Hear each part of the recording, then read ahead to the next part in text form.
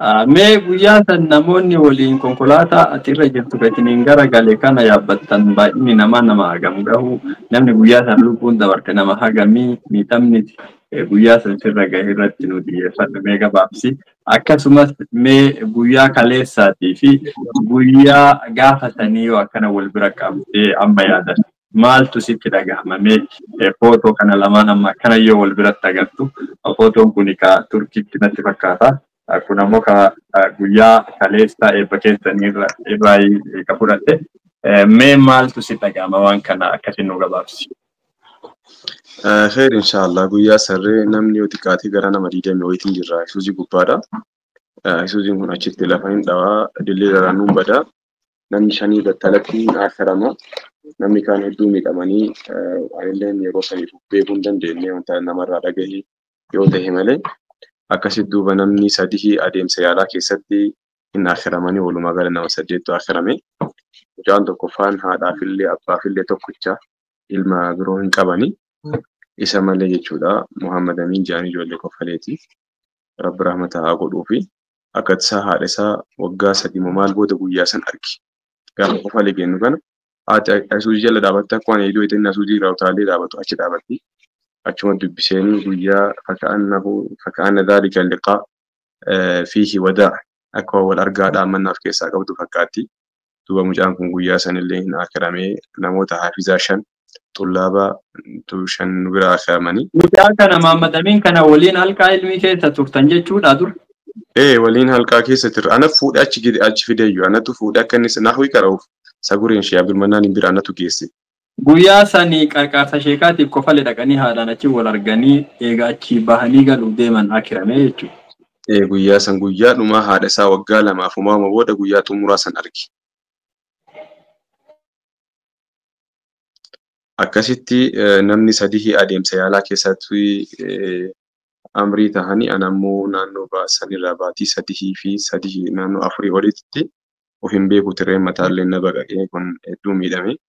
Qaamni hedduun miidhamee jira jilbi lamaan ni cabanii qoreen akkasuma duwidilleen na cabee akkuma agartan kana harkilleen agammaatu hidhaa qaba naannoo waggaa 3-4 jala lakkoofsifne agammaa hidhaan irraan baanee hidhaa qabaan kuni wama nama mudatu alhamdulillah ala kulli haal egaa guyyaa kaleessaatii fi guyyoota as dura dabran yoo laallu ani amata waggaa 20 wayii jiraadhe kana keessatti guyyaa 2 qofa akka qabuttiif beeka.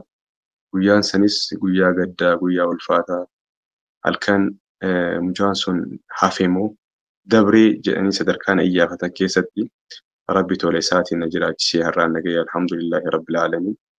Akkasuma ammoo guyyaa kaleessaa guyyaa hedduu seenaa biyyaa keessatti illeen hedduu argameen beekne hanga har'aa kaleessa argame jechuun ni danda'ama. Namoota biyyi tun qabdu ijoo biyya tanaa namoota dhageettii gurguddaa horatan.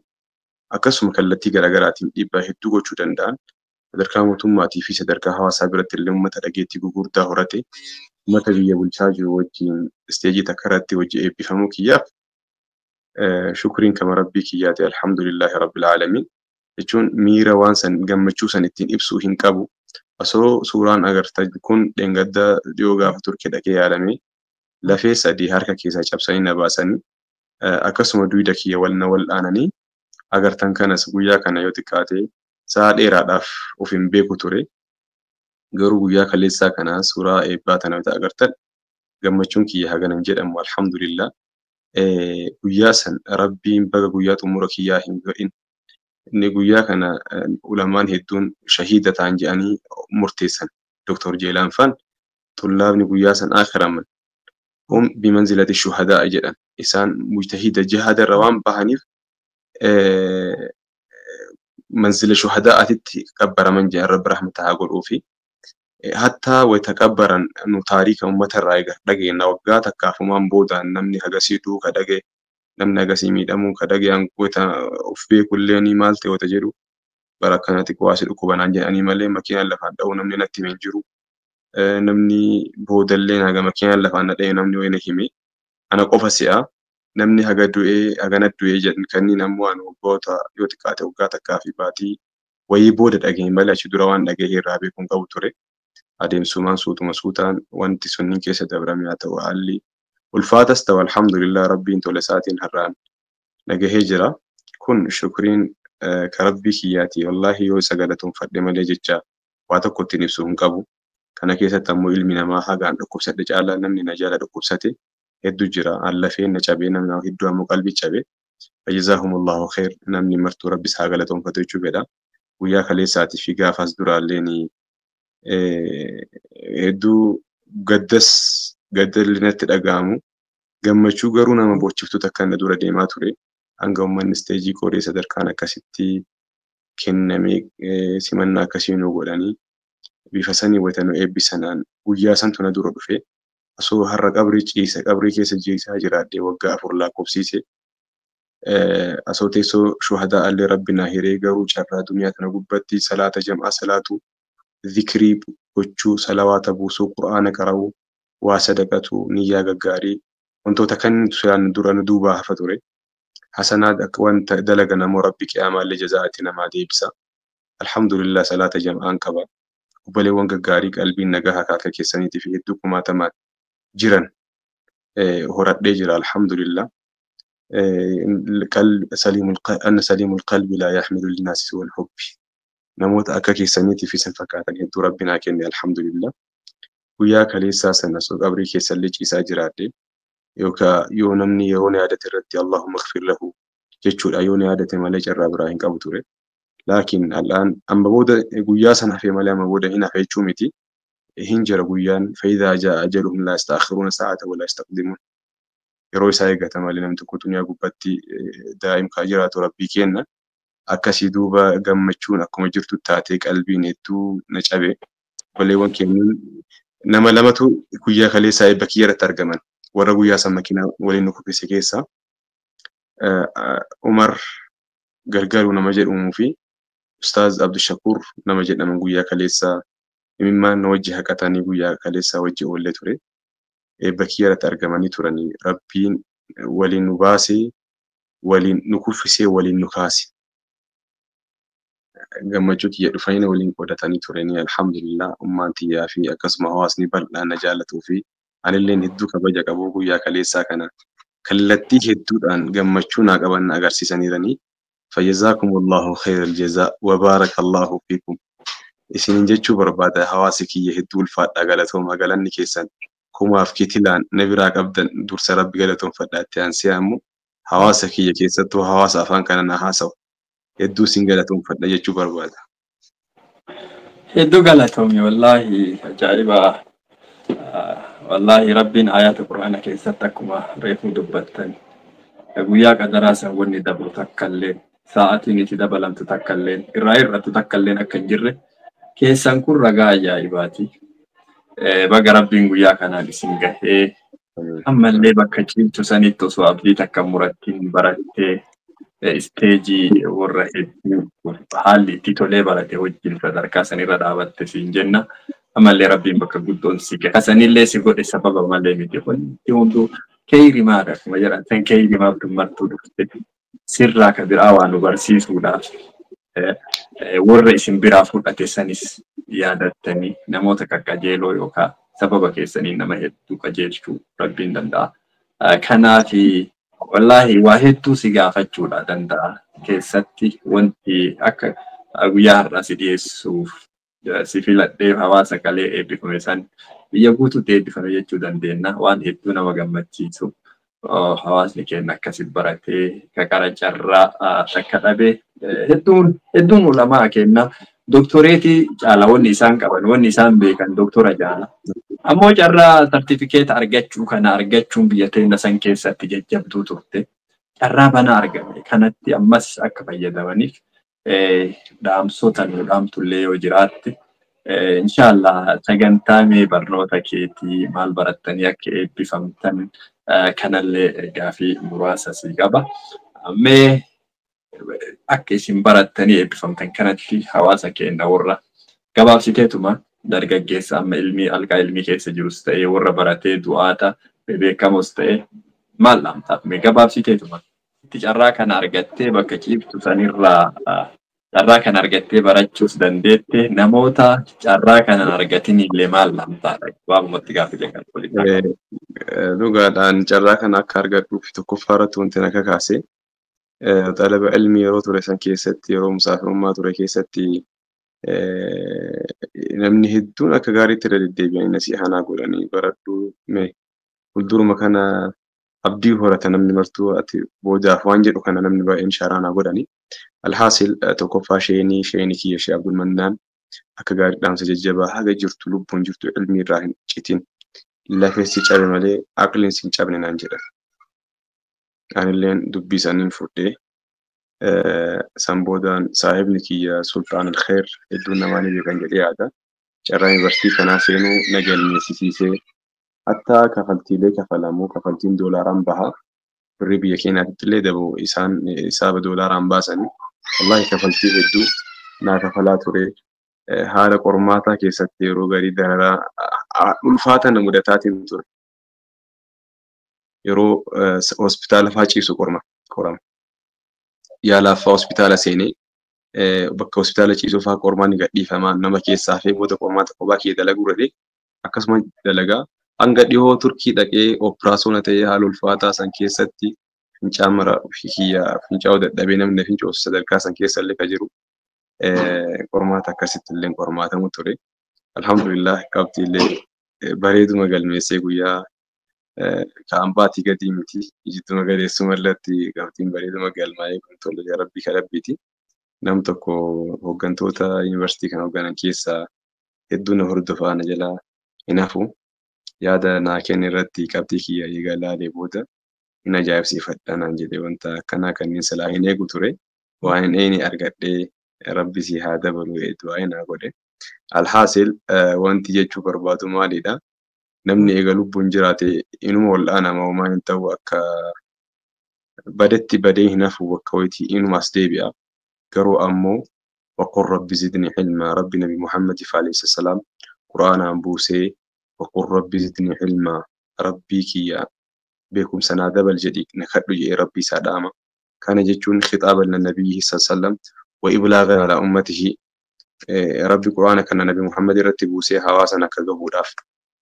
وما أوتيت من العلم إلا قليلا بيكم سر واتنو مالي واتكو مالي وما كنا متنجرتون دقاتين جدان وابيتو ستين بكاتين ججود ربي نبي محمد عليه الصلاة والسلام صدركا كان بيكم سكيستي أكسان فلالا نقودي وتي أمو مع الحي بكا كم جر أيودن دي قد شانس جد شانس وانتهدو يعني موديل استوو بادو حماتانا ما قدانا في تكاتانا ما تهيب أرقمون بربادو maaliidhaaf hawaasni ilaalcha bal'aa fi ilaalcha gaarii fi ilaalcha uummanni kunii fi obboleewwanii fi hariyyoonni kadhiyoona qaban jiranii fi fageenya irra jiran sadarkaa isaan ittiin tilmaaman isaanillee gahuu dhabu ilaalcha pozitiivlii baay'ee namaa qaba guddaa na qaban pozitiivummaa isaanii ni beeka anis kanas fayyadame namaallee waa gochuu dhabu nama dhuunfaatiif waa gochuu dadhabu akka waliigalaatitti ammoo namni akka wanta wayii argatudha. Lammaffaa immoo kun carraa qabeessummaadha.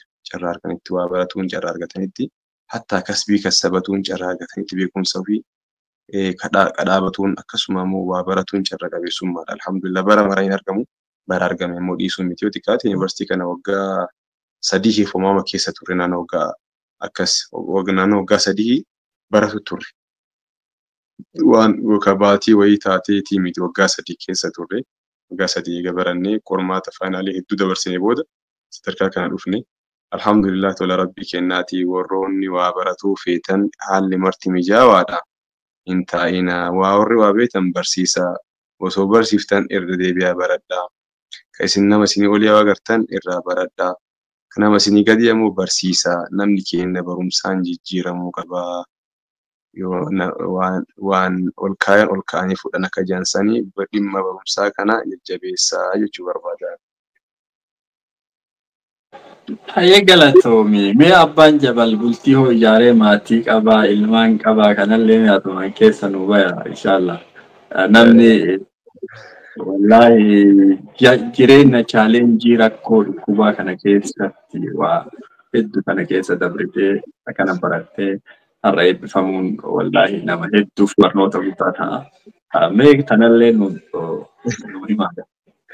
Aga sila abbaan jabal kophama jira, hawaasni bal'aan waliin jira. Rabbi ammoo arshirraa waliin jira. Kanuma inshaallah amma mata duree sana kanuma gurra.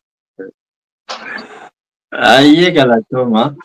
Wallaahi ani beekamaan gaafii keessanillee gaduma dhiisee seenama irraa kaaftanii maaltu akka gaafa sana isin mudate akka kanatti nu himtuufi wanni gaafii bal'aallee si qopheessuu hin barbaanne haalli ni torkiitii fi ifaallee akka hin qabne quba qaba haaluma mijeessiteetiin dhiyaachuu keetiifillee hedduu galatoomu jedha.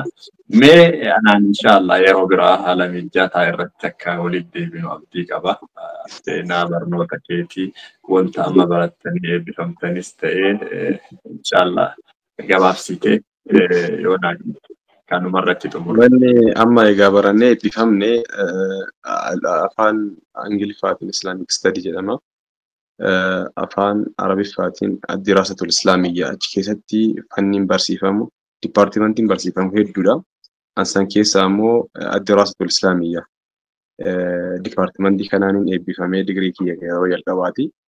Inshaallah ammas maastarsii itti fufee yuunivarsiitii kanatti barumsa kiyya eegaleetiin jira. Amma maastarsii gubbaa jira. Ammaaf digirii jalqabaa Islamic Studyidhaan bahe.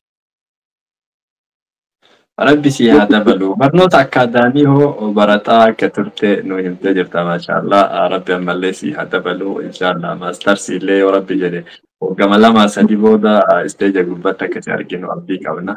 Rabbiin fayyaa guutuu fayyaa dhukkubni hin jirre Rabbiin siif kenne. Muuminni ni fattanama. Rabbuma sifatanii fattanama Rabbiiti. Ittuma shakkaran gaawaan Rabbii fide mara. Rabbiin fayyaa guutuu si kennee ammallee nama seenaa dachaadhaan dalagu Rabbi si haa godhu. Namni barate biyyaafis ta'a, ofiifis ta'a, maatiifis ta'a.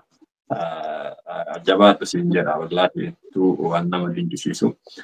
Mee waan dhaamachuu qaba waan kanarratti jettu yoo qabaatte mee walumaa galatti hawaasa si daawwatu hawaasa yeroo achi akkasitti rakkoo jabduun isin mudatte san si cinaa ture akkasuma ka waan qabuunif isin bira dhaabatee akkasuma du'aa isinii godhe sagalee isin ka'e kanaan illee waan jettu yoo qabaatte jedhiiti kanumaan goolabna.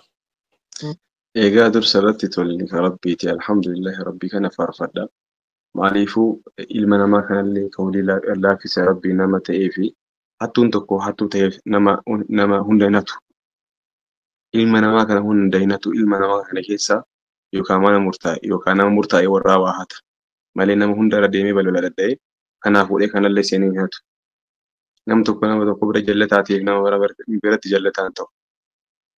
Angaruu alhamdulillah sadarkaalee keessa ce'ee kana keessatti yaadaan haa ta'u, qaamaan haa ta'u, diinagdeen haa ta'u, namoonni hedduun na cinaa dhaabbatanii laaffisaan kan rabbiiti alhamdulillah sadarkaa akka sadarkaa ijoollummaa daa'imaa tokkoon ilaalanii yoo akkana kophaan deemin namas jala deemuu qaba jedhan. Ammatti sa'a kanatti amma fooqii gamoolee ol bahuu hin danda'u.